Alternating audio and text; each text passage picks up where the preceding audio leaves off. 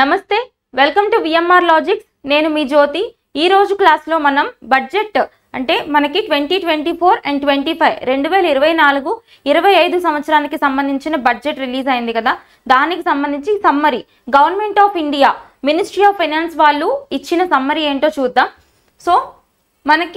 So first of all అసలు మనకి budget అంటే మొత్తం డీటెయిల్ గా చదవడానికంటే ముందు యాక్చువల్లీ మనకి కాంపిటేటివ్ ఎగ్జామినేషన్ పర్స్పెక్టివ్ లో ఏమేమి చదువుకోవాలో తెలియాలి. ఫస్ట్ ఆఫ్ ఆల్ అందరూ కూడా బడ్జెట్ అన్నా ఎకనామిక్ సర్వే అన్నా సెన్సస్ అన్నా ఇలాంటి డేటా చూసి ఆ ఫిగర్స్ ఆ వాల్యూస్ అవన్నీ చూసి భయపడుతూ ఉంటారనమాట. అయితే మనం చూసుకోవాల్సింది ఏంటి అంటే ఫస్ట్ ఆఫ్ ఆల్ కాన్సెప్ట్ నేర్చుకోవాలి. కాన్సెప్ట్ నేర్చుకుంటే అది ఎంత పెద్ద టిపికల్ సబ్జెక్ట్ అయినా కానీ ఈజీ అయిపోతుంది. మీకు ఎన్ని వాల్యూస్ ఇచ్చినా కాన్సెప్ట్ మీద గుర్తుపెట్టుకోగలుగుతారు. Okay, so first of all అసలు మీకు బడ్జెట్ అంటే ఏంటో తెలియాలి. అండ్ బడ్జెట్ రావడానికంటే ముందు గవర్నమెంట్ ఏం చేస్తుంది, మినిస్ట్రీ ఆఫ్ ఫైనాన్స్ ఎకనామిక్ సర్వేని రిలీజ్ చేస్తుంది. ఆర్థిక సర్వే అంటారు కదా. సో అసలు ఈ రెండింటికి డిఫరెన్స్ ఏంటో చూడాలి. ఫస్ట్ ఆఫ్ ఆల్ ఏంటి డిఫరెన్స్ అంటే సో ఇప్పుడు ప్రతిదీ కూడా మనం జనరల్ గా డిస్కస్ చేద్దాం. ఎట్లా అంటే ఫస్ట్ ఆఫ్ ఆల్ ఇక్కడ బడ్జెట్ అంటే ఏంటో చూడాలి అండ్ ఎకనామిక్ సర్వే ఏంటో అంటే చూడాలి. ఫస్ట్ ఆఫ్ ఆల్ మనం ఏదన్నా ఒక హాస్పిటల్కి వెళ్ళాం అనుకుందాం, అంటే మనం ఎగ్జాంపుల్ తీసుకుంటే మనం ఒక హాస్పిటల్కి ఫుల్ బాడీ డయాగ్నోసిస్ చేయించుకోవడానికి వెళ్ళాం అనుకుందాం. అంటే ఫర్ డయాగ్నోసిస్ అంటే ఏంటి, టెస్టింగ్ చేయించుకోవడానికి వెళ్ళాం, బాడీ టెస్ట్ చెకప్ చేయించుకోవడానికి వెళ్ళాం. వెళ్ళినప్పుడు ఏమవుతుంది అంటే రిపోర్ట్స్ ఎలా వస్తాయి, ఒక్కొక్క డిపార్ట్మెంట్కి సంబంధించి రిపోర్ట్స్ వస్తాయి. అంటే ఫర్ ఎగ్జాంపుల్ ఎండోక్రైనాలజీ డిపార్ట్మెంట్ నుంచి ఒకటి, తర్వాత ఆప్థమాలజీ డిపార్ట్మెంట్ నుంచి ఒకటి, ఇట్లా డిఫరెంట్ డిపార్ట్మెంట్స్ నుంచి మనకి రిపోర్ట్స్ అనేవి వస్తాయి అన్నమాట. ఆ రిపోర్ట్స్ చూసి ఏం చేస్తారు, ఎక్కడైతే ఫాల్ట్స్ ఉన్నాయో వాటికి సంబంధించిన ట్రీట్మెంట్స్ ని, వాటికి సంబంధించిన మెడిసిన్స్ ని మనకి డాక్టర్ ప్రిస్క్రైబ్ చేస్తారు. అవునా? సో సేమ్ అదే ప్యాటర్న్ ని మీరు కంపేర్ చేసుకోండి. ఇప్పుడు ఎకనామిక్ సర్వే ఏంటి, ఆర్థిక సర్వే అంటారు కదా. ఇక్కడ ఇయర్స్ చూడండి, నేను బడ్జెట్ కి 2024 అండ్ 25 అని పెట్టాను, ఎకనామిక్ సర్వేకి 23, 24 అని పెట్టా. అంటే ఏంటంటే గడిచిపోయిన కాలానికి సంబంధించి, గడిచిపోయిన సంవత్సరానికి సంబంధించి ఒక ఫినాన్షియల్ ఇయర్ కి సంబంధించి, ఫినాన్షియల్ ఇయర్ అంటే ఎప్పటి నుంచి ఎప్పుడు స్టార్ట్ అవుతుంది మనకు తెలుసు కదా. ఎప్పటి నుంచి, April 1 నుంచి March 31 of the next year, అది ఫినాన్షియల్ ఇయర్ అని చెప్తాం. అవునా? సో గడిచిపోయిన సంవత్సరానికి సంబంధించిన డేటా అన్నమాట. ఇదంతా ఏంటి, ఎకనామిక్ సర్వేలో ఉండేది డేటా. ఏంటి, వెళ్ళిపోయిన సంవత్సరానికి సంబంధించిన డేటా. ప్రతి ఒక్క మినిస్ట్రీలోని ప్రతి ఒక్క డిపార్ట్మెంట్ కి సంబంధించిన డేటా. అంటే ఏ మినిస్ట్రీలో, ఏ డిపార్ట్మెంట్లో, ఏ శాఖలో ఎక్కడ ఇంప్రూవ్మెంట్స్ ఉన్నాయి, ఎక్కడ బ్యాక్లాగ్స్ ఉన్నాయి అనేసి మొత్తం మనకి డేటా వస్తుంది. ఎందులో, ఎకనామిక్ సర్వేలో వస్తుంది. ఓకే, ఇప్పుడు ఈ ఎకనామిక్ సర్వే రిపోర్ట్ ని ఆధారంగా చేసుకొని బడ్జెట్ అనేది ప్రిపేర్ చేస్తారు. అంటే నథింగ్ బట్ ఇప్పుడు for example ministry of finance లో లేదంటే ఒక మినిస్ట్రీ ఆఫ్ డిఫెన్స్ లో అలాట్మెంట్స్ అనేవి తక్కువ ఉన్నాయి లాస్ట్ ఇయర్ లో. అలా అలాట్మెంట్స్ తక్కువ ఉండడం వల్ల అక్కడ R&D టెక్నాలజీ అనేది తగ్గింది. అంటే nothing but research and development in ministry of defence తగ్గింది అనుకుందాం. అప్పుడు ఏం చేస్తారు అంటే నెక్స్ట్ ఇయర్ లో, ఇప్పుడు ఈ రిపోర్ట్ మనకి ఎకనామిక్ సర్వేలో తెలుస్తుంది కదా, ఎక్కడ డిఫెన్స్ రంగంలో, రక్షణ రంగంలో ఇన్వెస్ట్మెంట్స్ తగ్గాయి. సో అక్కడ టెక్నాలజీ కొలాబరేషన్ అనేది తగ్గింది అనేసి మనకు తెలుస్తుంది కదా.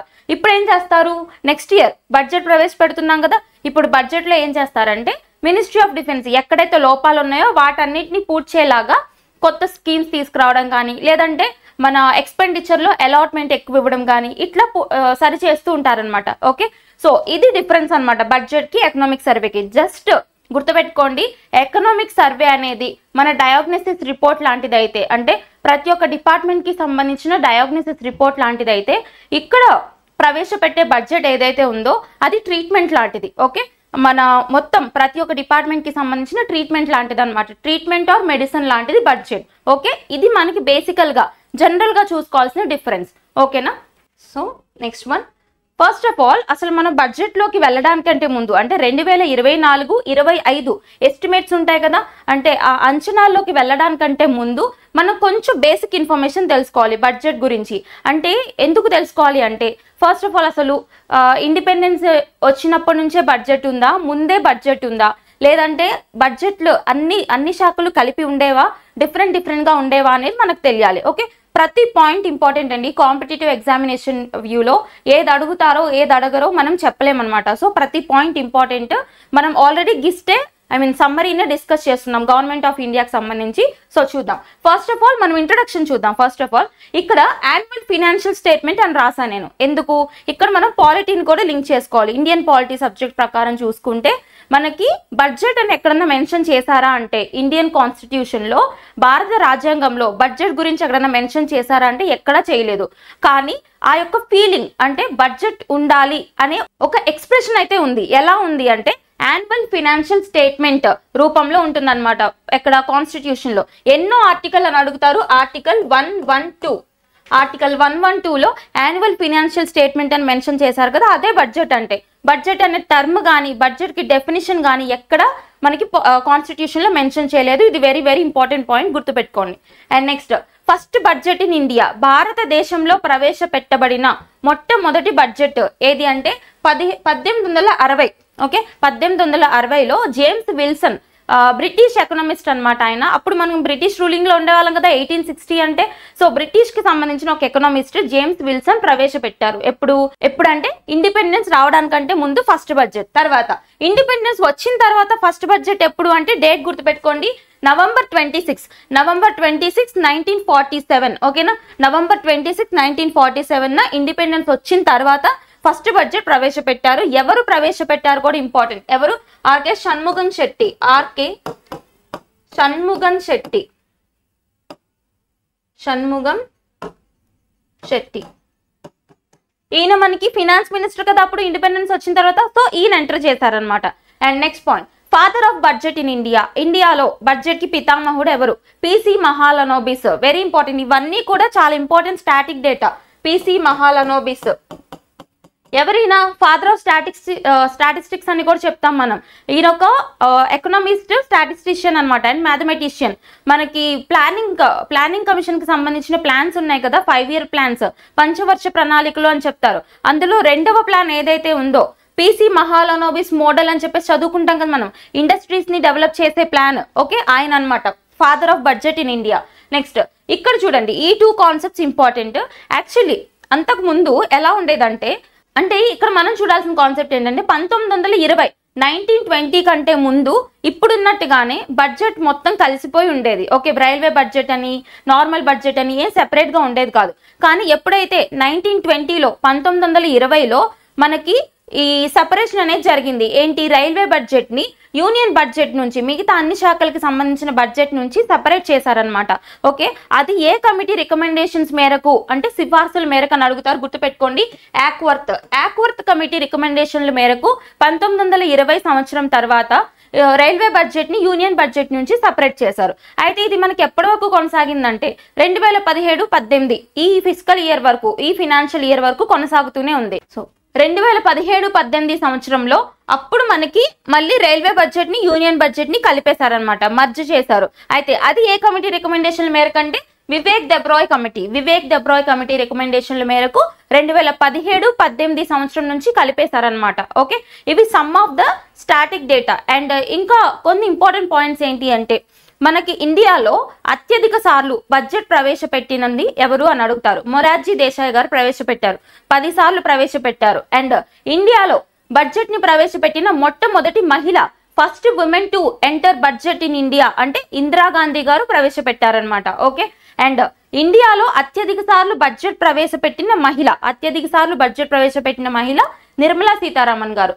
ఈ ఇయర్ తో కలుపుకుంటే మొత్తం 7 times అన్నమాట. ఓకే, ఇవి some of the data related to budget. ఓకేనా, ఇవన్నీ కూడా గుర్తుపెట్టుకోండి. Static data very very important.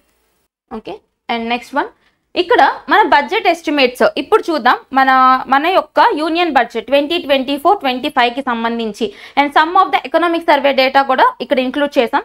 So చూద్దాం ఏమేమి ఉన్నాయి. ఎస్టిమేట్స్ అంటే అంచనాలు, రాబోతున్న కాలానికి అంచనాలు. ఓకేనా, అంటే మనం చెప్పుకున్నాం కదా ఇప్పుడు ఎకనామిక్ సర్వేకి సంబంధించి డేటా అంతా విశ్లేషించి దానికి తగ్గట్టు ప్రతి ఒక్క శాఖలోనూ ఎస్టిమేట్స్ చేస్తారనమాట. రాబోతున్న కాలానికి రిసిప్ట్స్ ఎంత వస్తాయి, వాటిని మనం ఎంతగా ఖర్చు పెట్టుకోవాలి అని చెప్పి మనకు తెలియాలి. ఓకే, మీరు బడ్జెట్ మొత్తం చదవడానికంటే ముందు కాన్సెప్ట్స్ క్లియర్ గా ఉండాలండి. ఇక్కడ కాన్సెప్ట్ ఏంటి అంటే ఒక్కటే కాన్సెప్ట్ గుర్తుపెట్టుకోండి. ఫస్ట్ ఆఫ్ ఆల్ గవర్నమెంట్ కి రాబడి రావాలి, అంటే రెవెన్యూ రావాలి, ఇన్కమ్ రావాలి, దాన్ని మనం రెవెన్యూ అంటాం. ఓకేనా, రాబడిని రెవెన్యూ అంటాం. ఇది ఎలా వస్తుంది అంటే రెండు మార్గాలు ఉంటది. ఒకటి ట్యాక్సెస్, పన్నుల ద్వారా వస్తుంది. రెండోది నాన్ ట్యాక్సెస్, అంటే పన్నేతర రాబడి, పన్నులు లేకుండా కూడా వస్తుంది. అంటే ఎలా, ఈ ఫైన్స్, తర్వాత ఈ యొక్క రిజిస్ట్రేషన్ ఫీజులు ఇలా ఉంటాయి కదా, చలాన్లు, వీటన్నిటి ద్వారా వచ్చేది నాన్ ట్యాక్స్ రెవెన్యూ. ట్యాక్సెస్ అంటే పన్నుల ద్వారా వచ్చేది ట్యాక్స్ రెవెన్యూ. మళ్ళీ ట్యాక్స్ రెవెన్యూలో 2 టైప్స్ ఉంటాయండి, direct tax, indirect tax. Direct taxes లో మనకి ఇన్కమ్ ట్యాక్స్, కార్పొరేట్ ట్యాక్స్ ఇవన్నీ ఉంటాయి. ఇండైరెక్ట్ ట్యాక్స్ అంటే GST, goods and service tax అన్నమాట. ఓకేనా, ఇట్లా మనకి రాబడి వస్తుంది కదా, రెవెన్యూ వస్తుంది కదా. సో ఇప్పుడు దీన్ని ఎలా ఖర్చు పెట్టాలి, అది ఎక్స్పెండిచర్ అన్నమాట. ఖర్చు, ఎక్స్పెండిచర్ ని మనం ఖర్చు అంటాం. ఓకేనా, సో ఎప్పుడైతే ఈ రెండు బ్యాలెన్సింగ్ గా మనం చూసుకుంటామో అది హెల్దీ బడ్జెట్ అవుతున్నట్టు లెక్క. ఓకే, అయితే మనం చూసుకుంటే ఎప్పుడు కూడా మనకు వచ్చే రాబడి కంటే మనకు ఉండే ఖర్చు ఎక్కువ ఉంటుంది. అర్థమైందా, అంటే రెవెన్యూ కంటే ఖర్చు ఎక్కువ ఉంటుంది. ఇప్పుడు మన ఇంటినే కంపేర్ చేసుకుంటే ఒక ఇంట్లో సంపాదించే వాళ్ళు ఎంతమంది ఉన్నారో చూసుకొని ఎంత సంపాదిస్తున్నారో లెక్క వేసుకుని ఖర్చు పెట్టుకుంటాం మనం. అలా కాకుండా మన సంపాదన కంటే మన ఖర్చులు ఎక్కువైపోయాయి అనుకోండి, ఏమవుతుంది, అప్పుల పాలైపోతారు ఫ్యామిలీ. అవునా, సేమ్ అదే విధంగా ఇప్పుడు మన గవర్నమెంట్ కి వచ్చే రాబడి కన్నా ఖర్చు ఎక్కువ ఉంది అనుకోండి, ఆ కండిషన్ ని ఫిస్కల్ డెఫిసిట్ అంటారు. ఏంటి, ద్రవ్య లోటు. ఫిస్కల్ డెఫిసిట్ అంటే వచ్చే రాబడి కంటే ఖర్చు ఎక్కువైపోయింది అనుకోండి, రెవెన్యూ కంటే ఎక్స్పెండిచర్ ఎక్కువైపోయింది అనుకోండి, ఆ కండిషన్ ని ఫిస్కల్ డెఫిసిట్ అంటారు. అది ఎంత తక్కువ ఉంటే అంత మంచిది. ఓకే, మనకు ఒక యాక్ట్ ఉంటుంది, fiscal responsibility and budget management act అని చెప్పేసి, FRBM యాక్ట్ అని ఒకటి ఉంటుంది. దాని ప్రకారం ఫిస్కల్ డెఫిసిట్ అనేది ఎంత ఉండాలి అంటే ఐడియల్ గా +or-4. ఎంత, +or-4. అంటే మనకి 2 నుంచి 6 వరకు ఎగ్జెప్షన్ అన్నమాట. ఇలా ఉండొచ్చు, ఇంతకు మించి పెరగకూడదు ఫిస్కల్ డెఫిసిట్ అనేది. అర్థమైందా, అయితే ఇప్పుడు ఫిస్కల్ డెఫిసిట్ ఎంత ఉంది అంటే 4.9% ఆఫ్ ద జీడిపి. జీడిపి అంటే గ్రాస్ డొమెస్టిక్ ప్రోడక్ట్ అని చెప్పుకుంటాం కదా, మన జీడిపి మొత్తంలో 4.9% అనేది ఫిస్కల్ డెఫిసిట్ ఉంది. ఈ పాయింట్ గుర్తుపెట్టుకోండి. ఓకేనా, అంటే మనం ఐడియల్ కండిషన్ వైపు వెళ్తున్నాం అనమాట. Okay, and next one. So మనం స్టార్టింగ్ నుంచి చూద్దాం. ఇప్పుడు ఫస్ట్ ఆఫ్ ఆల్ ఇవన్నీ కూడా అంచనాలు అనమాట. ఎస్టిమేట్స్ అంటే ఏంటి, అంచనాలు, రాబోతున్న కాలానికి ఎలా ఉంటుంది అని చెప్పేసి. ఓకే, టోటల్ రిసిప్ట్స్ ఎంత వస్తాయి అంటే, ఇన్కమ్ ఎంత వస్తుందని వాళ్ళు అంచనా వేస్తున్నారు అంటే ఎంత, 32.07 లక్షల కోట్లు, 32 lakh crores అనేది ఇన్కమ్ రిసిప్ట్స్ వస్తాయి అనేసి అనుకుంటున్నారు. ఓకేనా, బారోయింగ్స్ కాకుండా, అంటే అప్పులు కాకుండా, బయట నుంచి తెచ్చుకునే బారోయింగ్స్ కాకుండా ఓన్లీ గవర్నమెంట్కి వచ్చే రిసిప్ట్స్ ఎంత వస్తాయి అంటే 32 lakh crores వస్తాయని అంచనా వేస్తున్నారు.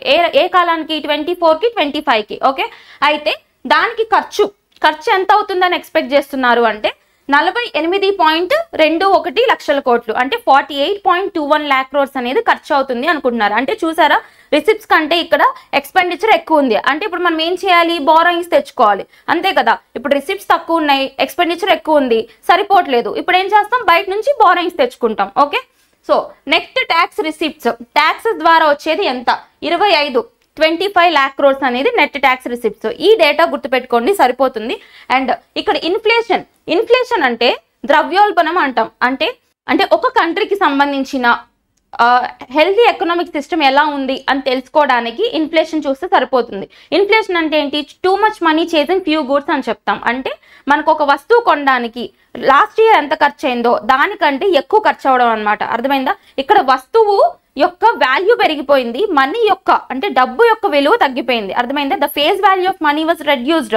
ఇక్కడ గూడ్స్ వాల్యూ పెరిగిపోయింది. అప్పుడు ఏమవుతుంది, ఒక చిన్న గూడ్ కొనడానికి కూడా మనం ఎక్కువ ఖర్చు పెట్టాల్సి వస్తుంది. ఓకే, సో దాని వల్ల ఏమవుతుంది అంటే ఇక్కడ గూడ్స్ కి డిమాండ్ పెరిగిపోతూ ఉంటుంది అనమాట. ఓకేనా, ఇక్కడ ఈ కండిషన్ ని మనం ఇన్ఫ్లేషన్ ఆర్ ద్రవ్యోల్బణం అని పిలుస్తాం. అయితే ఈ ఇన్ఫ్లేషన్ రేట్ 3 వరకు ఉంటే ఐడియల్, 3 వరకు ఉండొచ్చు. ఓకే, ఇంకా పెరుగుతూ పోయింది అనుకోండి, ఆ కంట్రీలో ఎవరు కూడా పెట్టుబడులు పెట్టరు, ఆ కంట్రీ అనేది పాతాళానికి వెళ్ళిపోతుంది. అర్థమైందా, అయితే మన యొక్క ఇన్ఫ్లేషన్ 5.4% ఉంది. ఓకేనా, ఇది తగ్గుతూ వస్తుంది అని చెప్తున్నారు, చూద్దాం మరి తగ్గుతుందో లేదో. And GDP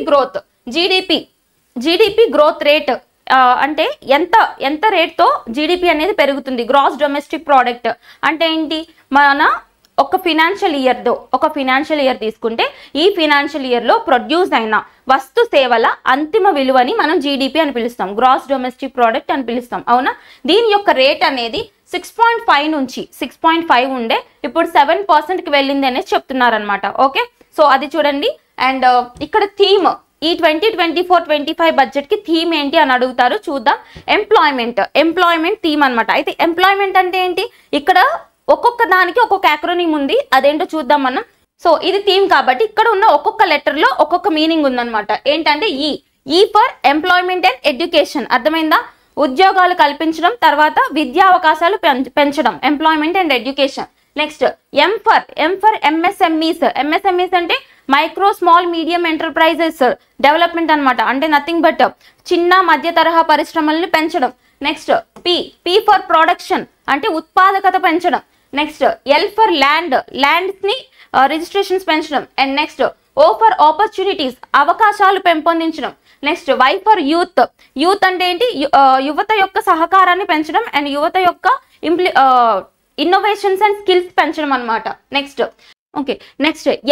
M for middle class అన్నమాట, మధ్య తరగతి మీద కాన్సన్ట్రేట్ చేయడం. And next E for energy security అంటే ఈ యొక్క ఎనర్జీ సెక్యూరిటీని పెంపొందించడం. And next N for new generation reforms అన్నమాట, ఫ్యూచర్ లో రీఫార్మ్స్ ఏం తీసుకురావాలి అని. అండ్ టీ ఫర్ టెక్నాలజీ సాంకేతికత. ఓకే, ఇది మనకి ఎంప్లాయ్మెంట్ కి సంబంధించిన యాక్రోనిమ్. ప్రతి ఒక్క లెటర్ ని చూసుకోండి, వెరీ వెరీ ఇంపార్టెంట్. ఉన్నదేది లేనిదేది అని అడిగే ఛాన్స్ ఉంటుంది. ఇది 2024-25 బడ్జెట్ యొక్క థీమ్ అన్నమాట. ఓకే, ఇప్పుడు మనం అఫీషియల్ గా government of India ministry of finance release చేసిన బడ్జెట్ గిస్ట్ కి సంబంధించి ఓవరాల్ గా మనం చూద్దాం సమ్మరీ అనేది. సో ఒక్కొక్కటి చూద్దాం. First of all 4 major focus areas ఉన్నాయన్నమాట. మనకు ఆల్రెడీ ఇంటరిమ్ బడ్జెట్ ఉంది కదా, మధ్యంతర బడ్జెట్ లో 4 ఫోకస్ ఏరియాస్ ఇచ్చారు. సేమ్ అదే కంటిన్యూ చేశారు ఇక్కడ కూడా. ఏంటది? ఒకటి అన్నదాత అంటే ఫార్మర్స్ వెల్ఫేర్. నెక్స్ట్ వచ్చేసి గరీబ్. ఓకే, ఇక్కడ గరీబ్ అంటే పూర్ అన్నమాట. అండ్ నెక్స్ట్ వన్ మహిళాయన్ అంటే విమెన్.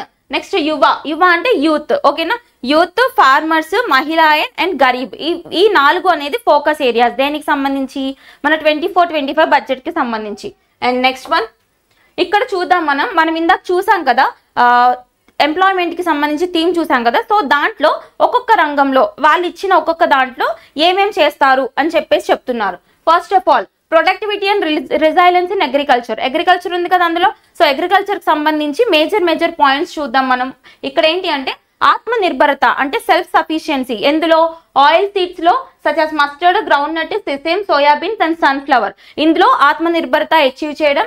అండ్ నెక్స్ట్ ఇక్కడ ఈ point important, release of new varieties release చేయడం. ఎందులో అంటే 109 new high yielding and climate resilient varieties of 32 field and horticultural crops will be released for the cultivation of farmers. Horticultural crops కి సంబంధించిన ఎన్ని varieties? 109 high yielding varieties అంటే so ఎక్కువ ఉత్పాదకత వచ్చే వెరైటీస్ ని రిలీజ్ చేయడం అన్నమాట. అండ్ ఈ పాయింట్స్ చూడండి. ఒకటి నేచురల్ ఫార్మింగ్, ఈ 3 ఇంపార్టెంట్ అగ్రికల్చర్ సంబంధించి. నేచురల్ ఫార్మింగ్ ఫస్ట్ పాయింట్ అంటే 1 crore farmers across the country will be initiated into natural farming. అర్థమైందా? అంటే నేచురల్ ఫార్మింగ్ లోకి, సో సహజమైన వ్యవసాయ పద్ధతుల్లోకి నియర్లీ 1 crore farmers ని తీసుకురావాలంట. అది నేచురల్ ఫార్మింగ్ యొక్క target. Next one shrimp production and export. Shrimps అంటే ఏంటి? ఈ సీ ఫుడ్ ఉంటుంది కదా, ప్రాన్స్ ఇవి. సో ష్రింప్ ప్రొడక్షన్ సంబంధించి financing for shrimp farming, processing and export will be facilitated through NABARD. NABARD అంటే ఏంటి? National agriculture bank for rural development అంటారు కదా. అగ్రికల్చర్ కి సంబంధించి, రూరల్ డెవలప్మెంట్ కి సంబంధించి రుణాలు ఇచ్చే బ్యాంక్. శివరామన్ కమిటీ సిఫార్సుల మీద ఎస్టాబ్లిష్ చేయబడిన బ్యాంక్ ఏదైతే ఉందో 1982లో ముంబై హెడ్ క్వార్టర్స్ గా ఎస్టాబ్లిష్ చేశారు. అవునా? సో ఈ నాబార్డ్ అనేది లోన్స్ ఇస్తుంది కదా వీటికి, అగ్రికల్చర్ కి, అలైడ్ యాక్టివిటీస్ కి. సో దీని ద్వారా ష్రింప్ ప్రొడక్షన్ కి సంబంధించి లోన్స్ ఇప్పించడం. Next digital public infrastructure. Okay, digital public infrastructure 3 years లో పెంపొందించడం అనమాట. ఓకే, ఇది అగ్రికల్చర్ సంబంధించి గుర్తుపెట్టుకోండి. 1 crore natural farming, 1 crore farmers ని నేచురల్ ఫార్మింగ్ వైపు మళ్లించాలి.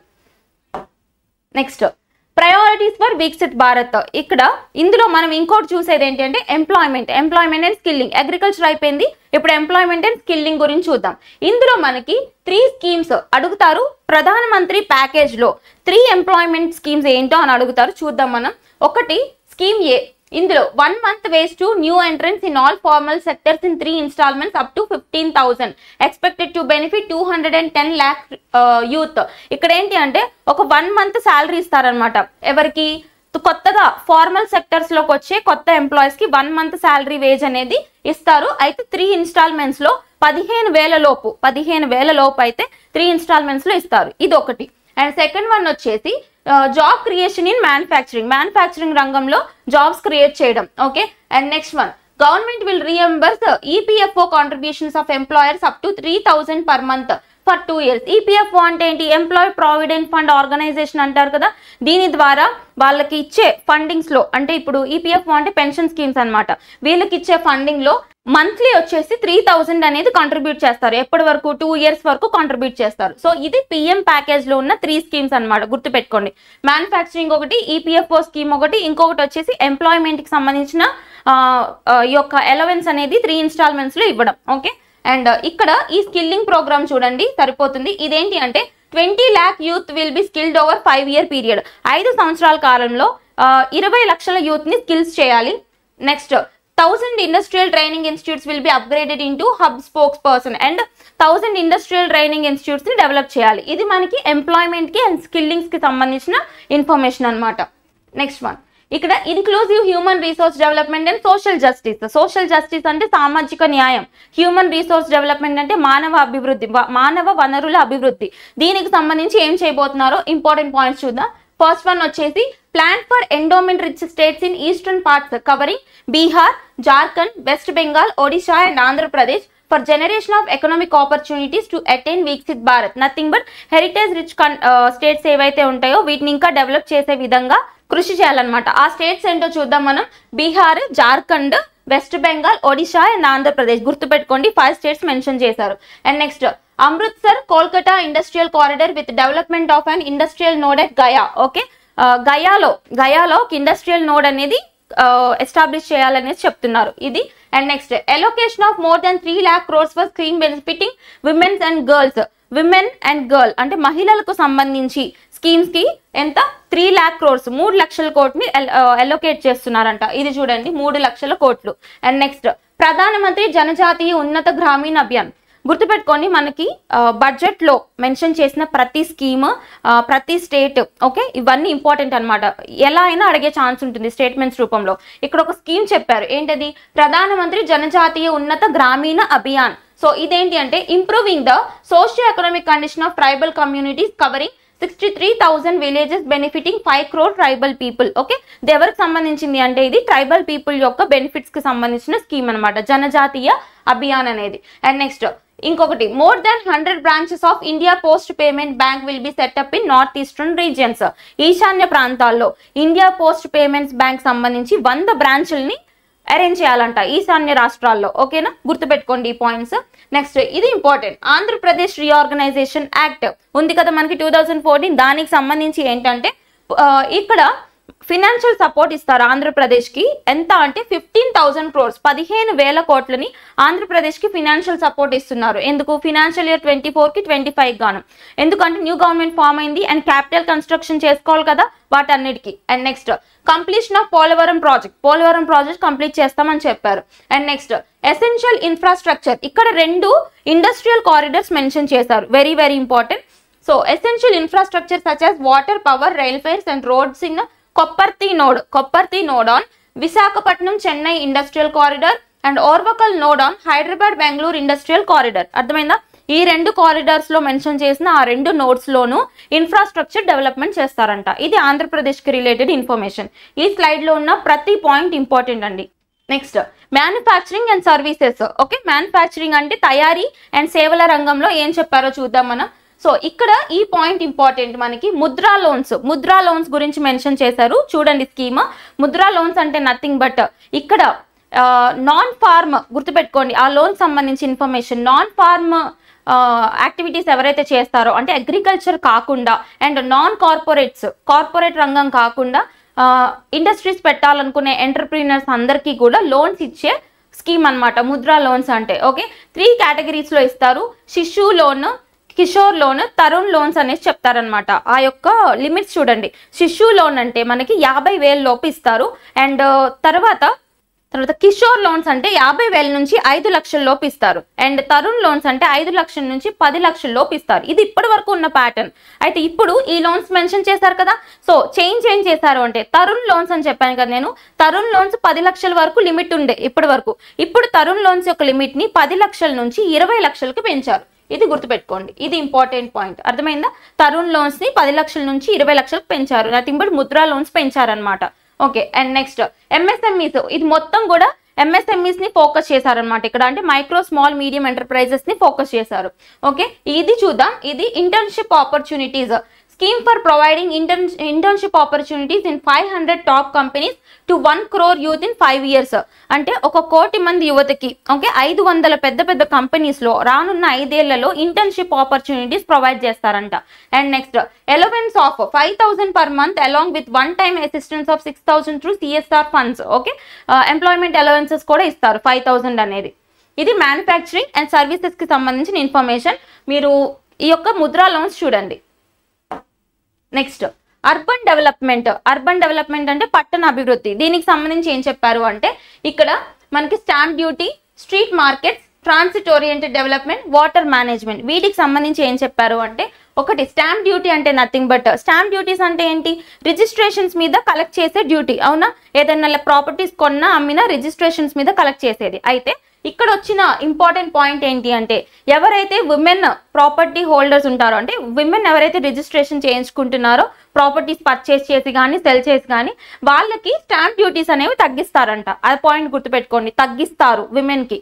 Next street markets. Street markets అంటే కొన్ని స్ట్రీట్ మార్కెట్స్ ని పెంచుతారు, ఫుడ్ స్ట్రీట్ మార్కెట్స్ ని. Okay, next so transit oriented development అంటే నథింగ్ బట్ ఈ ట్రాన్స్పోర్టేషన్ కి సంబంధించిన ఇన్ఫ్రాస్ట్రక్చర్ ని పెంచడం అనమాట. And next one water management. Water management చూద్దాం. So promote water supply, sewage treatment and solid waste management projects and services for 100 large cities through bankable projects. ఓకేనా? 100 large cities లో ఈ వాటర్ మేనేజ్మెంట్ ప్రాజెక్ట్స్ ని and sewage management projects ని చేయడం. Okay, ఇది మనకి urban development కి సంబంధించి. అండ్ ఇక్కడ వెరీ వెరీ ఇంపార్టెంట్ పాయింట్, ఇక్కడ ఒక స్కీమ్ మెన్షన్ చేశారు, ప్రధానమంత్రి ఆవాస్ యోజన అర్బన్ 2.0. అంటే అందరికీ ఇల్లు కట్టించాలి అనే ఉద్దేశంతో ప్రధానమంత్రి ఆవాస్ యోజన వచ్చింది కదా.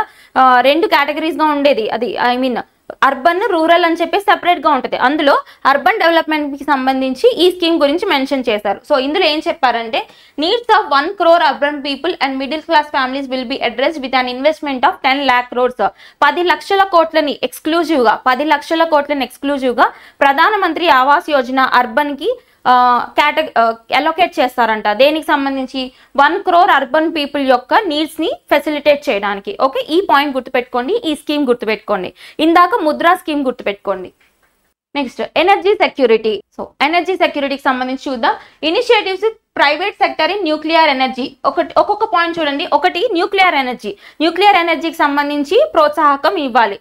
And next one pumped storage policy. Next AUSC thermal power plants. ఇక్కడ ఒక ఒప్పందం ఉంది, అది చూద్దాం మనం. A joint venture between NTPC and BHEL will set up a full scale 800 megawatt commercial plant. Okay, direct గా గవర్నమెంట్ ఆఫ్ ఇండియా డాక్యుమెంట్ కాబట్టి ప్రతిదీ చూడండి. ఇదేంటి అంటే ఇక్కడ ఎన్టీపీసీకి అంటే నేషనల్ థర్మల్ పవర్ కార్పొరేషన్ ఏదైతే ఉందో ఎన్టీపీసీకి BHEL Bharat heavy electronics limited ఉంది కదా, వీళ్ళిద్దరికి ఒప్పందం ఏంటి అంటే ఒక ఫుల్ స్కేల్ కమర్షియల్ ప్లాంట్ ని కన్స్ట్రక్ట్ చేయాలి. ఎంత కెపాసిటీ అంటే 800 మెగావాట్లు, 800 మెగావాట్స్ కెపాసిటీతో ఇక్కడ ఒక కమర్షియల్ ప్లాంట్ ని కన్స్ట్రక్ట్ చేయాలన్నమాట. ఈ పాయింట్ వెరీ వెరీ ఇంపార్టెంట్. ఓకేనా?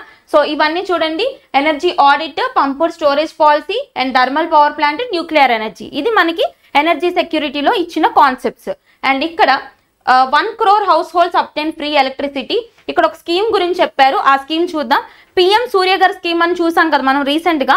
అంటే ప్రతి ఒక్క ఇంటి మీద సోలార్ రూఫ్ ప్యానెల్స్ అరేంజ్ చేసి అందరూ కూడా సోలార్ ఎనర్జీ వైపు మళ్ళే విధంగా, అంటే సౌరశక్తి వైపు మళ్ళే విధంగా తీసుకొచ్చిన స్కీమ్ ఏంటది? పిఎం సూర్యఘర్ యోజన. ఓకే, దానికి సంబంధించి మళ్ళీ మెన్షన్ చేశారు. ఆ టార్గెట్స్ చూడండి, వెరీ వెరీ ఇంపార్టెంట్. ఒకటి 1 crore house holds obtain free electricity. ఓకేనా? ఒక కోటి మంది ఫ్యామిలీస్ ఎవరైతే ఉంటారో వాళ్ళందరికీ ఫ్రీ ఎలక్ట్రిసిటీ ఇచ్చే విధంగా డెవలప్ చేయాలి. అండ్ ఇంకొకటి up to 300 units every month, ప్రతి నెల 300 యూనిట్స్ కరెంట్ ని ఎక్స్క్లూజివ్ గా సోలార్ ఎనర్జీ ద్వారానే పంపించాలి. Next 1.28 crore registrations and 14 lakh applications so far. ఈ స్కీమ్ అనౌన్స్ చేసినప్పటి నుంచి 1.28 crore అప్లికేషన్స్ వచ్చాయంట. ఓకే, ఇది మొత్తం ఎనర్జీ సెక్యూరిటీకి సంబంధించిన information. PM Surya Ghar important, nuclear energy important, and ఇక్కడ ఎన్టీపీసీకి బిహెచ్ఈఎల్కి మధ్య జరిగిన ఒప్పందం ఇంపార్టెంట్. నెక్స్ట్ ఇన్ఫ్రాస్ట్రక్చర్ అంటే వెరీ వెరీ ఇంపార్టెంట్, మౌలిక సదుపాయాలు. ఓకే, సో అందులో ఏమేమి ఉందో చూద్దాం. ఎంత అలాట్ చేశారు అనేది ఇంపార్టెంట్ అనమాట. ఇన్ఫ్రాస్ట్రక్చర్కి ఎంత మొత్తం ఉన్న దాంట్లో ఎంత అలాట్ చేశారు అంటే ఇక్కడ 11,11,111 crore for infrastructure. Okay, nearly 11 lakhs అని గుర్తుపెట్టుకోండి. 11 lakh crore అనేది ఇన్ఫ్రాస్ట్రక్చర్ కి పెట్టబోతున్నారంట. And next 1.5 lakh crore to states has long term interest free loans to support resource allocations. Nothing but states కి, రాష్ట్రాలకి ఎంత అలాట్ చేస్తున్నారంటే 1.5 లక్షల కోట్లు రాష్ట్రాలకి అలాట్ చేస్తున్నారు. ఇంట్రెస్ట్ ఫ్రీ లోన్స్ గా అంటే వాళ్ళకి ఇంట్రెస్ట్ తీసుకోరు, లోన్స్ అనమాట అవి. Next phase 4 of PMGSY will be launched to provide all weather connectivity to 25,000 rural habitations. ఇక్కడ ఇంకో స్కీమ్ మెన్షన్ చేశారు. ఏంటిది? PMGSY అంటే ప్రధానమంత్రి గ్రామ సడక్ యోజన. ఓకే, ఈ స్కీమ్ గురించి కూడా చూడండి, ఇది కూడా ఇంపార్టెంట్. ఏంటంటే ఇక్కడ 25,000 రూరల్ హ్యాబిటేషన్స్ కి మొత్తం కూడా రోడ్ కనెక్టివిటీ వేయాలన్నమాట. ఓకే, ఇవి మనకి ఇన్ఫ్రాస్ట్రక్చర్ లో మెన్షన్ చేసిన ఇష్యూస్. ఈ వాల్యూ గుర్తుపెట్టుకోండి. ఎంత అలాట్ చేశారు ఇన్ఫ్రాస్ట్రక్చర్ కంటే 11 లక్షల కోట్లని ఎక్స్క్లూజివ్ గా ఇన్ఫ్రాస్ట్రక్చర్ కి అంటే మౌలిక సదుపాయాలకి అలాట్ చేశారు. Okay, irrigation and flood mitigation, ఈ 3 points చూద్దాం. ఇరిగేషన్ అంటే నీటి పారుదల వ్యవస్థ, అండ్ ఫ్లడ్ మిటిగేషన్ అంటే ఈ యొక్క వరదలు ఏవైతే వస్తాయో వాటిని తగ్గించే సిస్టమ్స్ అన్నమాట. Financial support for projects with estimated cost of 11,500 crores such as Kosi Mechi intrastate link and 20 other ongoing new schemes. ఇక్కడ ఒక ప్రాజెక్ట్ మెన్షన్ చేశారు, కోసి అండ్ మెచి ప్రాజెక్ట్ గురించి. సో ఈ ప్రాజెక్ట్ చూడాలి. And next assistance of flood management related projects in Assam, Sikkim, Uttarakhand. 3 రాష్ట్రాల్లో flood management గురించి అడిగారు. అవి ఏ రాష్ట్రాలు అని అడుగుతారు. ఏంటి అవి? అస్సాం, సిక్కిం, ఉత్తరాఖండ్. అక్కడ ఎక్కువగా వరదలు వస్తాయి కదా. అస్సాం అంటే బ్రహ్మపుత్ర నది, ఉత్తరాఖండ్ అంటే గంగా నది. ఓకే, సో ఇట్లా వీటి వల్ల వరదలు వస్తాయి కాబట్టి ఇక్కడ flood mitigation projects. And next assistance for reconstruction and rehabilitation in Himachal Pradesh. Himachal Pradesh లో రీకన్స్ట్రక్షన్ కి సంబంధించిన ఇన్ఫ్రాస్ట్రక్చర్ సంబంధించిన మెన్షన్ చేశారు. ఓకే, జస్ట్ గుర్తుపెట్టుకోండి ఇన్ఫ్రాస్ట్రక్చర్ లో ఏ స్కీమ్స్ మెన్షన్ చేశారు అని. ఇక్కడ ప్రధానమంత్రి గ్రామ సడక్ యోజన గురించి చెప్పారు. నెక్స్ట్ సో ఇది ఇన్ఫ్రాస్ట్రక్చర్ కంటిన్యూషన్. సో టూరిజం కి సంబంధించి ఏమేమి మెన్షన్ చేశారు చూద్దాం. Development of Vishnupad temple corridor and Mahabodhi temple corridor modelled on Kashi Vishwanath temple corridor. అర్థమైందా? ఎక్కడున్నాయి ఈ రెండు? Vishnupad corridor, Mahabodhi temple corridor ఎక్కడున్నాయి అంటే మనకి బీహార్ లో ఉన్నాయి. ఓకే, బోధ్గయా బీహారే కదా. ఓకేనా, వీటిని కాశీ విశ్వనాథ్ వారణాసి, సో వారణాసిలో ఉన్న కాశీ విశ్వనాథ్ టెంపుల్ కారిడార్ మాదిరిగానే డెవలప్ చేయాలనే చెప్తున్నారు. And next one, comprehensive development initiative for Rajgir will be undertaken which holds religious significance for Hindus, Buddhists and Jains. Rajgir ekkundi? ఇది కూడా బీహార్ లోనే ఉంది. Famous Jainism and Buddhism place అన్నమాట ఇది. దీన్ని బాగా డెవలప్ చేయాలి. అండ్ నెక్స్ట్ డెవలప్మెంట్ ఆఫ్ నలందాని టూరిజం హబ్ గా డెవలప్ చేయాలి. మనం చదువుకున్నాం నలందాని రీసెంట్ గా ప్రధానమంత్రి నరేంద్ర మోడీ విజిట్ చేశారు, దాన్ని డెవలప్ చేసే ప్రాజెక్ట్స్ కి సైన్ చేశారు అని చెప్పేసి. అవునా, సో అది లింక్ చేసుకోండి. And next assistance to development of Odisha scenic beauty, temples, monuments, craftsmanship, wildlife sanctuaries, natural landscapes and pristine beaches making it an ultimate tourism destination. ఒడిషాని అల్టిమేట్ టూరిజం డెస్టినేషన్ గా hub గా develop చేయాలని చెప్పారు. Okay, ఈ 4 points tourism related అన్నమాట. అంటే పర్యాటక రంగం రిలేటెడ్. ఏ రంగంలో ఏమేమి మెన్షన్ చేశారో వెరీ వెరీ ఇంపార్టెంట్, మళ్ళీ స్ట్రెస్ చేస్తున్నా. Next innovation, research and development. ఓకేనా, అంటే ఇన్నోవేషన్ అంటే ఏంటి? నవకల్పనలు ఉంటాయి కదా, వాటికి సంబంధించి రీసెర్చ్, పరిశోధనలు అండ్ అభివృద్ధికి సంబంధించి ఏం మెన్షన్ చేశారో చూద్దాం. Operationalisation of the Anusandhan national research fund for basic research and prototype development. ఓకేనా, రీసెర్చ్ కి సంబంధించి ఒకటి ప్రోగ్రామ్ చెప్పారు, అదేంటి అంటే అనుసంధాన్ నేషనల్ రీసెర్చ్, గుర్తుపెట్టుకోండి. Next private sector driven research and innovation commercial scale with financing pool of 1 lakh crores. Next space economy, ఇది important. Space ఎకానమీకి సంబంధించి ఓకే ఎంత? Venture capital fund of 1,000 crores to be set up. Space ఎకానమీకి అంటే అంతరిక్ష రంగానికి సంబంధించిన ఆర్థిక వ్యవస్థకు సంబంధించి ఎంత ఫండ్ ని అలొకేట్ చేశారంటే 1,000 crores అనేది స్పేస్ ఎకానమీకి ఇచ్చారనమాట. ఓకే, ఇది గుర్తుపెట్టుకోండి. నెక్స్ట్ వన్, ఇక్కడ ఇప్పటి వరకు మనం ప్రతి ఒక్క రంగానికి సంబంధించి ఏమేమి మెన్షన్ చేశారో చూసాం. అవన్నీ డీటెయిల్ గా చూడండి, సరిపోతుంది. అట్లా ఫోకస్ చేస్తే సరిపోతుంది ఏమేమి స్కీమ్స్ చెప్పారు ఏంటి అని. అండ్ నెక్స్ట్ ఇక్కడ మనకి కొన్ని గ్రాఫ్స్ ఇచ్చారు. ఈ గ్రాఫ్స్ ఏంటి అని కన్ఫ్యూజ్ అవ్వద్దు, జస్ట్ కాన్సెప్ట్ వినండి సరిపోతుంది. ఏంటంటే first of all improvement in current account deficit. Current account deficit లో ఇంప్రూవ్మెంట్ వచ్చిందంట.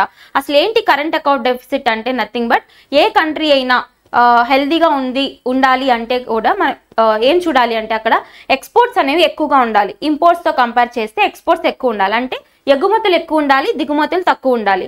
అప్పుడు అక్కడ ఆ కంట్రీ అనేది బాగా డెవలప్ అవుతుందని అర్థం. అప్పుడే మనకి ఫారెన్ ఎక్స్చేంజ్ రిజర్వ్స్ అంటే ఈ విదేశీ మారక నిల్వలు ఏవైతే ఉంటాయో అవి కరెక్ట్ గా మెయింటైన్ అవుతాయి అనమాట. ఓకేనా, ఎక్స్పోర్ట్స్ ఎక్కువ ఉండి ఇంపోర్ట్స్ తక్కువ ఉంటాయి. ఓకే, సో ఇలా కాకుండా ఇది హెల్దీ ఎకానమీ అని చెప్తాం మనం. కానీ ఇలా కాకుండా ఎప్పుడైతే ఎక్స్పోర్ట్స్ కంటే ఇంపోర్ట్స్ ఎక్కువైపోతాయో, అర్థమైందా? ఎక్స్పోర్ట్స్ కంటే ఇంపోర్ట్స్ ఎక్కువైపోతే దాన్నే మనం కరెంట్ అకౌంట్ డెఫిసిట్ అంటాం. ఓకే, ఇది ఎక్కువ ఉండకూడదు. కరెంట్ అకౌంట్ డెఫిసిట్ ఎక్కువ ఉంది అంటే అది నెగిటివ్ ఎకానమిక్ కండిషన్ అనమాట. ఓకే, ఇక్కడ వాళ్ళు ఏం చెప్తున్నారు, improvement in current account deficit అంటే నథింగ్ బట్ ఇక్కడ కరెంట్ అకౌంట్ డెఫిసిట్ వాల్యూ తగ్గుతుందని అర్థం. ఓకే, అది గుర్తుపెట్టుకోండి సరిపోతుంది. And next, India grew at 8.2% in financial year 2024. మనం చూసాం కదా జీడిపి గ్రోత్ రేట్ కూడా పెరుగుతుంది అని చెప్పి ఆ point. And next, decline in gross NPAs of SCBs, nothing but schedule commercial banks యొక్క ఎన్పిఎస్ అంటే నాన్ పర్ఫార్మింగ్ ఎసెట్స్ అంటారు కదా, అంటే మొండి బకాయిలు అనమాట. నాన్ పర్ఫార్మింగ్ ఎసెట్స్ అంటే మొండి బకాయిలు, ఎప్పటి నుంచో లోన్స్ తీసుకుని కట్టకుండా వదిలేసిన వాళ్ళు ఉంటారు కదా, ఎక్కువ లోన్స్ తీసుకుని, వాటన్నిటిని కూడా మనం NPAs or non performing assets అంటాం. ఇవి ఎక్కువగా ఉండకూడదు. ఉన్నాయి అంటే ఆ యొక్క భారం అంతా కూడా ప్రజల మీద పడుతుంది అనమాట ట్యాక్సెస్ రూపంలో. ఓకేనా, సో ఇక్కడ ఎన్పిఎస్ అనేవి తగ్గాలి. సో ఏమైంది, డిక్లైన్ ఇన్ గ్రాస్ ఎన్పిఎస్ తగ్గుతున్నాయంట. Next, decreasing fiscal deficit as percentage of GDP. మనం చూసాం కదా ఫిస్కల్ డెఫిసిట్ అంటే ఏంటి.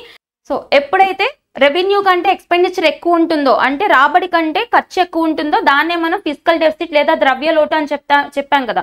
సో ఫిస్కల్ డెఫిసిట్ అనేది ఎక్కువ ఉండకూడదు, తక్కువ ఉండాలి. ఇక్కడ ఏం చెప్తున్నారు, డిక్రీజింగ్ ఫిస్కల్ డెఫిసిట్ కూడా తగ్గుతుంది. నెక్స్ట్, టేమింగ్ ఇన్ఫ్లేషన్ కూడా తగ్గుతుంది. ద్రవ్యోల్బణం అంటే మనం చెప్పుకున్నాం కదా, too much money chasing few goods అని. సో ఇన్ఫ్లేషన్ కూడా తగ్గుతుంది. జస్ట్ కాన్సెప్ట్స్ చూడండి సరిపోతుంది. నెక్స్ట్, ట్యాక్సెస్ సంబంధించి వెరీ ఇంపార్టెంట్. చూడండి ట్యాక్స్ రేట్స్ ఎట్లా ఉన్నాయని చెప్పేసి. టాక్సేషన్ కి సంబంధించిన ప్రొసీజర్స్ అన్ని కూడా సింప్లిఫై చేశారని చెప్తున్నారు. సో ఇవి చూద్దాం. చేంజెస్ ఇన్ కస్టమ్స్ డ్యూటీ, ఇది ఇంపార్టెంట్ మనకి, ఇది మొత్తం ఇంపార్టెంట్. కస్టమ్స్ డ్యూటీ అంటే ఏంటి, మనకి ఇంపోర్ట్స్ చేసుకున్నప్పుడు కలెక్ట్ చేస్తారు కదా, దాన్ని కస్టమ్స్ డ్యూటీ అని చెప్తారనమాట. ఓకే, డొమెస్టిక్ మ్యానుఫ్యాక్చరర్స్ ని ఎంకరేజ్ చేయడానికి బయట నుంచి తెచ్చుకునే ఇంపోర్ట్స్ మీద గవర్నమెంట్ వేసే పన్నులే కస్టమ్స్ డ్యూటీ అని చెప్తాం మనం. ఓకే, సో ఈ కస్టమ్స్ డ్యూటీలో ఎలాంటి చేంజెస్ వచ్చాయి, fully exempt 3 more cancer medicines from customs duties. 3 cancer medicines కి సంబంధించి కస్టమ్ డ్యూటీ మొత్తాన్ని తీసేశారంట. ఎందుకు అంటే మెడిసిన్స్ అందరికీ అఫోర్డబుల్ గా ఉండాలి. ఎందుకంటే రీసెంట్ గా క్యాన్సర్స్ పెరుగుతున్నాయి కదా, దానికి సంబంధించి. And next, reduce BCD to 15% on mobile PCA charges. Mobile phones మీద బేసిక్ కస్టమ్స్ డ్యూటీ 15% తగ్గించారు. Next, reduce custom duty on gold and silver to 6% and platinum to 6.4%. Gold and silver మీద customs duty ఎంత తగ్గించారు అని అడుగుతారు, 6%. Platinum మీద 6.4% తగ్గించారు. Next, reduce BCD on shrimp and fish feed to 5%. Shrimp, fish అంటే ఈ రొయ్యలు అండ్ ఫిష్ ఉంటాయి కదా, వీటికి సంబంధించిన ఫీడ్ అంటే ఏంటి, మేత, దీని మీద ఎంత కస్టమ్స్ డ్యూటీ 5% కి తగ్గించారంట. Next, exempted more capital goods for manufacturing of solar cells and panels. Solar cells and solar panels కి సంబంధించి కస్టమ్స్ డ్యూటీ నుంచి ఎగ్జెంప్ట్ చేశారు. Next, fully exempted custom duties on 25 critical minerals. ఈ యొక్క క్రిటికల్ మినరల్స్ ఏవైతే ఉంటాయో వాటికి సంబంధించి 25 రకాల క్రిటికల్ మినరల్స్ మీద మొత్తం కస్టమ్స్ డ్యూటీస్ ని ఎత్తేసారు. ఓకే, జస్ట్ ఇవి గుర్తుపెట్టుకోండి, వేటి మీద ఎంత తగ్గించారు, వేటి మీద కంప్లీట్ గా తీసేశారనేది చూడండి. నెక్స్ట్, డైరెక్ట్ ట్యాక్స్ ప్రపోజల్స్ సంబంధించి ఇన్ఫర్మేషన్ చూద్దాం. ఇక్కడ ఏంజల్ ట్యాక్స్ అనేది మొత్తానికి అబాలిష్ చేశారనమాట. ఏంజల్ ట్యాక్స్ అంటే ఏంటంటే నథింగ్ బట్ ఈ యొక్క ఎక్కువగా అంటే స్టార్టప్స్ ఫండింగ్స్ వస్తుంటాయి కదా, స్టార్టప్స్ కి ఈ ఫండింగ్స్ ఇచ్చే కంపెనీస్ ఏవైతే ఉంటాయో, ఫెయిర్ మార్కెట్ ప్రైస్ కంటే ఎక్కువ ఉండే కంపెనీస్ ఏవైతే ఉంటాయో వాటికి సంబంధించిన ట్యాక్స్ అనమాట. వాటి మీద వేసే ట్యాక్స్ ని మనం ఏంజల్ ట్యాక్స్ అని పిలుస్తారు. ఆ ఏంజల్ ట్యాక్స్ మొత్తాన్ని అబాలిష్ చేశారని గుర్తుపెట్టుకోండి సరిపోతుంది. Okay, next, simpler tax are design to operate domestic cruises, provide for safe harbour rates for foreign mining companies, corporate tax rate on foreign companies reduce from 40% to 35%. ఇది important మనకి. ఏంటి, corporate tax ఏదైతే ఉందో, okay, corporate tax ఏదైతే ఉందో foreign companies ఉంటాయి కదా, వాటి మీద ఉండే కార్పొరేట్ ట్యాక్స్ 40% ఉంటే దాన్ని 35% కి తగ్గించారంట. ఇంపార్టెంట్ పాయింట్ గుర్తుపెట్టుకోండి. అండ్ నెక్స్ట్, ఈ పాయింట్ ఇంపార్టెంట్ మనకి. Standard deduction for salaried employees increase from 50,000 to 75,000. అంటే సాలరీస్ డిడక్షన్ మీద ఇప్పుడు ఫర్ ఎగ్జాంపుల్ ట్యాక్సెస్ వేస్తారు కదా సాలరీస్ మీద, ఎలా అంటే ఈ పాయింట్ ఏంటి అంటే ఇప్పుడు ఫర్ ఎగ్జాంపుల్ నాకు యాన్యువల్ ఇన్కమ్ వచ్చేసి 8 to 9 lakhs ఉంది, 9 lakhs ఉంది అనుకుందాం యాన్యువల్ ఇన్కమ్. నేను యాన్యువల్ ఇన్కమ్ మొత్తం మీద ట్యాక్స్ కట్టాలి, అవునా? అది నా ఇన్కమ్ ట్యాక్స్ అంటాం, అవునా? సో ఇప్పుడు ఎలా కడతాము అంటే ఇప్పటి వరకు అందులో నాకు 9 lakhs యాన్యువల్ ఇన్కమ్ ఉంటే 8.5 lakhsకి నేను ట్యాక్స్ కడతా. అంటే 50,000 అనేది exemption, standard deduction on the salaries. Okay, అయితే ఇప్పుడు ఏం చేశారు, అది 75,000 పెంచారు. ఇప్పుడు నేను ట్యాక్స్ ఎంత కడతానంటే 8.25 lakhsకి మాత్రమే ట్యాక్స్ కడతా. అర్థమైందా? సో అది వీళ్ళు చెప్పిన పాయింట్. 50,000 to 75,000 పెంచడము అంటే సాలరీ డిడక్షన్ మీద అది మీనింగ్ అనమాట. Okay, next deduction on family pension on pensioners increase from 15,000 to 25,000. Nothing but pensioners కి సంబంధించి పెంచారు, 15,000 నుంచి 25,000కి డిడక్షన్స్ పెంచారనమాట. సో ఇవి చూడండి సరిపోతుంది. ట్యాక్సెస్ కి సంబంధించి ఏంజిల్ ట్యాక్స్ అబాలిష్ చేశారు. కార్పొరేట్ ట్యాక్స్ అనేది 40% నుంచి 35% తగ్గించారు. ఎవరికి? ఎస్పెషల్ గా ఫారెన్ కంపెనీస్ యొక్క కార్పొరేట్ ట్యాక్స్. అండ్ ఇక్కడ సాలరీస్ డిడక్షన్, పెన్షన్స్ డిడక్షన్ గురించి చూడండి సరిపోతుంది. ఇది వచ్చేసి మనకి రెగ్యులర్ గా ఉండే రేట్స్ అనమాట. ట్యాక్స్ రేట్స్ ఉంటాయి కదా, అంటే 0 నుంచి 3 lakhs వరకు ఇన్కమ్ ఉంటే, 0 నుంచి 3 lakhs వరకు ఇన్కమ్ ఉంటే ఇన్కమ్ ట్యాక్స్ కట్ అవసరం లేదు. 3 lakhs to 7 lakhs ఉంటే 5% కట్టాలి. 7 to 10 ఉంటే 10%, 10 to 12 ఉంటే 15%, 12 to 15 ఉంటే 20%, 15 lakhs కంటే ఎక్కువ ఇన్కమ్ ఉంటే 30% అనేది ఇన్కమ్ ట్యాక్స్ కట్టాల్సిన అవసరం ఉంటుంది. అండ్ ఇది మనకి ఇంపార్టెంట్ బడ్జెట్ కి సంబంధించి. ఎక్కడి నుంచి రూపీ వస్తుంది, ఎక్కడికి వెళ్తుంది అని చెప్పేసి, అంటే రూపాయి రాక రూపాయి పోక అని పిలుస్తారు కదా. ఓకే, అంటే ఇవి వచ్చేసి రిసిప్ట్స్, ఇది వచ్చి ఎక్స్పెండిచర్ అనమాట. రూపీ కమ్స్ ఇన్ అంటే రిసిప్ట్స్, రూపీ గోస్ అవుట్ అంటే ఎక్స్పెండిచర్, ఖర్చు. చూద్దాం ఎక్కడి నుంచి ఎక్కువ వస్తుందో చూద్దాం. First of all borrowings and liabilities. బయట నుంచి తెచ్చుకున్న బారోయింగ్స్, లయబిలిటీస్ నుంచి మనకి ఎక్కువగా రిసిప్ట్స్ వస్తున్నాయి అనమాట. ఎంత? 27%. దీని తర్వాత ఎక్కువగా మనకు వచ్చే రిసిప్ట్స్ ఏంటంటే ఇన్కమ్ ట్యాక్స్ అంటే డైరెక్ట్ ట్యాక్స్ కదా, ప్రత్యక్ష పన్ను. ఎంత? 19% అనేది ఇన్కమ్ ట్యాక్స్ వస్తుంది. తర్వాత కార్పొరేషన్ ట్యాక్స్ ఎంత? 17%. GST and other taxes, indirect tax కదా, గూడ్స్ అండ్ సర్వీస్ ట్యాక్స్ నుంచి 18%. నెక్స్ట్ యూనియన్ ఎక్సైజ్ డ్యూటీ అంటే మ్యానుఫ్యాక్చరింగ్ ట్యాక్సెస్ ఉంటాయి కదా, వాటిని ఎక్సైజ్ డ్యూటీస్ అని చెప్తారు. ఎంత? 5%. Next non tax receipts 9%. ఇప్పుడు ట్యాక్సెస్ కాకుండా నాన్ ట్యాక్సెస్ రెవెన్యూ వస్తుందని చెప్పాను నేను. ఫీజులు, ఫైన్లు, చలాన్లు, వీటి మీద వచ్చేది నాన్ ట్యాక్స్ రెవెన్యూ అని చెప్తాం. సో దాని మీద 9%.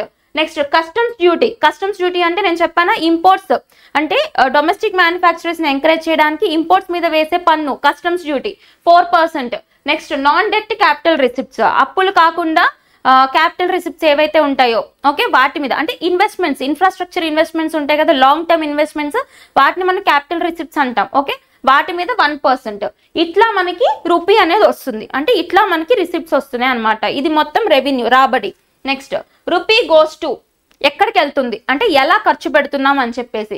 ఎక్కువ ఖర్చు వచ్చేసి మనం దేనికి పెడుతున్నాము అంటే ఇక్కడ, సో ఎక్కువ ఖర్చు అనేది మనం దేనికి పెడుతున్నామంటే ఇక్కడ స్టేట్స్ షేర్ అనమాట. ట్యాక్సెస్ మీద, వాటి మీద స్టేట్స్, రాష్ట్రాలకు ఉన్న షేర్ ఉంటుంది కదా, దాని మీద ఎక్కువ ఖర్చు వెళ్ళిపోతుంది. ఎంత? 21% అనేది స్టేట్స్ షేర్ వెళ్ళిపోతుంది ట్యాక్సెస్ సంబంధించి. అండ్ దాని తర్వాత 19% వచ్చి ఇంట్రెస్ట్ పేమెంట్స్ అంటే నథింగ్ బట్ ఇప్పుడు భారత ప్రభుత్వం మీద ఎంతో కొంత అప్పు ఉంటుంది కదా, భారత ప్రభుత్వ యొక్క అకౌంట్స్ మీద అప్పు ఉంటుంది కదా. సో ఈ అప్పుకు సంబంధించి వెదర్ ఇంటర్నేషనల్ ఆర్గనైజేషన్స్ నుంచి కానీ ఎక్కడి నుంచి అయినా కానీ అప్పు ఉంటే దాని మీద ప్రతి ఇయర్ ఇంట్రెస్ట్ కడుతూ ఉంటారనమాట. సో ఆ ఇంట్రెస్ట్ పేమెంట్స్కే 19% వెళ్ళిపోతుందంట, ఎవ్రీ ఇయర్ కట్టాలి అది. And next 16% central sector schemes, అంటే ఈ యొక్క యూనియన్ గవర్నమెంట్ యొక్క central sector schemes, welfare schemes ఏవైతే ఉంటాయో వాటి మీద 16% వెళ్ళిపోతుంది. అయితే దీంట్లో ఎక్స్క్లూడ్ చేయండి డిఫెన్స్ ని సబ్సిడీస్ తీసేయాలి, ఎందుకంటే ఆ రెండు సెపరేట్ గా చూస్తాం మనం. ఓకే, ఇక్కడ డిఫెన్స్ కి వచ్చేసి 8% వెళ్తుంది, సబ్సిడీస్ కి వచ్చేసి 6% వెళ్తుంది. సెంట్రల్లీ స్పాన్సర్డ్ స్కీమ్స్ ఎంత? 8% వెళ్తుంది. Finance commission and other transfers, finance commission అంటే ఆర్థిక సంఘానికి 9%. Next other expenditure 9%, pensions 4%. Okay, ఇట్లా మనకి ఖర్చు అనేది అయిపోతుంది మొత్తం కూడా. So rupee comes in, rupees goes out. ఎక్కడి నుంచి ఎక్కువ వెళ్తుంది, ఎక్కడి నుంచి ఎక్కువగా ఖర్చు పెడుతున్నాం అనేది చూడండి. నెక్స్ట్ ఇక్కడ ఎక్స్పెండిచర్ ఆన్ మేజర్ ఐటమ్స్, మనకి ఈ యొక్క ఎక్స్పెండిచర్ వారీగా ఏ రంగంలో ఎక్కువ పెడుతున్నాం అనేది చూద్దాం. ఫస్ట్ ఆఫ్ ఆల్ డిఫెన్స్ కి సంబంధించి ఎక్కువగా పెడుతున్నాం మొత్తం మీద. ఎంత? నియర్లీ 4.5 lakh crores అనేది మనం డిఫెన్స్ కి పెడుతున్నాం. Next rural development 2.6 lakh crores పెడుతున్నాం. Next agriculture and allied activities. ఈ అగ్రికల్చర్ అండ్ అలైడ్ యాక్టివిటీస్ అంటే ఏంటి? నథింగ్ బట్ సో వ్యవసాయం ఇంకా అనుబంధ రంగాలు ఉంటాయి కదా, వాటికి సంబంధించి 1,51,000 కోట్లు. నెక్స్ట్ హోమ్ అఫైర్స్ సంబంధించి 1,50,000 కోట్లు. ఎడ్యుకేషన్ అంటే విద్య 1.25 lakh crores. IT and telecom information టెక్నాలజీకి సంబంధించి 1.16 lakh crores. హెల్త్ అంటే వైద్యానికి సంబంధించి 89,000 crores. ఎనర్జీకి సంబంధించి 68,000 crores. సోషల్ వెల్ఫేర్ అంటే సామాజిక సంక్షేమం ఉంటుంది కదా, దానికి సంబంధించి 56,000 crores. కామర్స్ అండ్ ఇండస్ట్రీకి సంబంధించి 47,000 crores ఖర్చు పెడుతున్నాం అనమాట. సో గుర్తుపెట్టుకోండి, డిఫెన్స్ కి ఎక్కువగా ఖర్చు పెడుతున్నాం మనం. ఓకే, ఇక్కడ చూద్దాం కొన్ని స్కీమ్స్ కి సంబంధించి మేజర్ అలాట్మెంట్స్ ఇచ్చారు. సో స్కీమ్స్ ని మెన్షన్ చేశారు కాబట్టి ఆ స్కీమ్స్ ని మనం డీటెయిల్ గా తర్వాత చదువుకోవాలి. Okay, first of all MNREGA scheme అంటే Mahatma Gandhi national rural employment guarantee act ఉంది కదా, సో ఏకైక చట్టబద్ధ స్కీమ్ అనమాట ఇది. మనకి అంటే ఏంటి, 100 days గ్యారంటీ ఎంప్లాయ్మెంట్ ఇస్తారు కదా ప్రతి ఒక్కరికి. ఆ స్కీమ్ 2005లో లాంచ్ చేశారు. ఆ స్కీమ్ కి ఎక్కువ అలొకేట్ చేస్తున్నారంట. ఎంత? ఎక్స్పెండిచర్ ప్రకారం 86,000 అలొకేట్ చేస్తాము అని చెప్తున్నారు. 86,000 lakh crores అనమాట ఇది. So next one, research and development projects, R&D projects మీద ఎంత? సో 1,200 lakh crores అనేది రీసెర్చ్ అండ్ డెవలప్మెంట్ ప్రాజెక్ట్స్ మీద ఖర్చు పెడుతున్నారు. నెక్స్ట్ న్యూక్లియర్ పవర్ ప్రాజెక్ట్స్, అణు విద్యుత్ పవర్ ప్రాజెక్ట్స్ ఏవైతే ఉంటాయో వాటి మీద 2,228 lakh crores. తర్వాత ఫార్మాస్యూటికల్ ఇండస్ట్రీ ఏదైతే ఉందో, ఈ మెడిసిన్స్ ఫార్మాస్యూటికల్ ఇండస్ట్రీ, దాని మీద 2,143 lakh crores. తర్వాత సెమీ కండక్టర్స్ మీద 6,903. సోలార్ పవర్ గ్రిడ్స్ ఉంటాయి కదా, ఈ యొక్క సోలార్ ఎనర్జీకి సంబంధించి ఎంత? 10,000 crores. Very very important. మనం ఆల్రెడీ మెన్షన్ చేసాం PM సూర్యఘర్ యోజన అని చెప్పి, దాన్ని దీనికి లింక్ చేసుకోండి. 10,000 కోట్లు సోలార్ పవర్ ప్రాజెక్ట్ మీద పెడుతున్నారు. Next direct benefit transfers of LPG liquefied petroleum gas cylinders కి సంబంధించి సబ్సిడీస్ ఇస్తున్నారు కదా, సో దానికి సంబంధించి 1,500 కోట్లు. Next credit under idea scheme 3,849 lakh crores అనమాట. చూడండి, MNREGA చూడండి, న్యూక్లియర్ పవర్ ప్రాజెక్ట్స్, తర్వాత solar power grid, very very important అనమాట. సో ఈ స్కీమ్స్ చూసుకోవాలి. నెక్స్ట్ ఇక్కడ చూద్దాం మనం, అసలు ఇది కాన్సెప్ట్ అంటే మనం చూడాల్సింది ఏంటి అంటే, ఇక్కడ రిసిప్ట్స్ ఎక్స్పెండిచర్ అని చెప్పారు. ఓకే, గుర్తుపెట్టుకోండి, ఎప్పుడైనా కానీ మీకు ఇక్కడ రెవెన్యూ రిసిప్ట్స్, క్యాపిటల్ రిసిప్ట్స్ ఉంది, రెవెన్యూ ఎక్స్పెండిచర్, క్యాపిటల్ ఎక్స్పెండిచర్ ఉంది. కాన్సెప్ట్ ఏంటి అంటే, ఫస్ట్ ఆఫ్ ఆల్ మనకి రిసిప్ట్స్ అనేవి రెవెన్యూ నుంచి రావచ్చు లేదా క్యాపిటల్ నుంచి రావచ్చు. రెవెన్యూ అంటే ఏంటి? సో ఈ యొక్క ట్యాక్సెస్ అండ్ నాన్ ట్యాక్సెస్ ద్వారా వచ్చే ఇన్కమ్ అనమాట రెవెన్యూ రిసిప్ట్స్ అంటే అది. అండ్ క్యాపిటల్ రిసిప్ట్స్ అంటే ఇన్వెస్ట్మెంట్స్ వస్తుంటాయి కదా, అంటే ఏమైనా FDIs కానీ ఫారెన్ డైరెక్ట్ ఇన్వెస్ట్మెంట్స్ కానీ అట్లా వచ్చేవి క్యాపిటల్ రిసిప్ట్స్. క్యాపిటల్ అంటే ఎప్పుడు కూడా ఇన్వెస్ట్మెంట్స్, లాంగ్ టర్మ్ ఇన్వెస్ట్మెంట్స్ ఉంటాయి కదా, వీటి వల్ల దేశానికి తీసుకున్న, రాష్ట్రానికి తీసుకున్న క్యాపిటల్ ఇన్వెస్ట్మెంట్స్ వల్ల మంచి జరుగుతుంది ఎప్పుడైనా కానీ, గుర్తుపెట్టుకోండి. నెక్స్ట్ ఇక్కడ ఎక్స్పెండిచర్, ఈ కాన్సెప్ట్ చూద్దాం. రెవెన్యూ ఎక్స్పెండిచర్, క్యాపిటల్ ఎక్స్పెండిచర్ అని మనకి 2 కాన్సెప్ట్స్ ఉంటాయి. ఇక్కడ ఏ ఎకానమీ అయినా హెల్దీగా ఉండాలి అంటే ఇక్కడ ఎక్కువ ఖర్చు అనేది రెవెన్యూ ఎక్స్పెండిచర్ మీద పెట్టకూడదు, క్యాపిటల్ ఎక్స్పెండిచర్ మీద పెట్టాలి. అంటే రెండింటికి డిఫరెన్స్ ఏంటి అంటే, ఇప్పుడు ఫర్ ఎగ్జాంపుల్ రెవెన్యూ ఎక్స్పెండిచరే తీసుకుందాం. ఓకే, రెవెన్యూ ఎక్స్పెండిచర్ అంటే ఏంటి?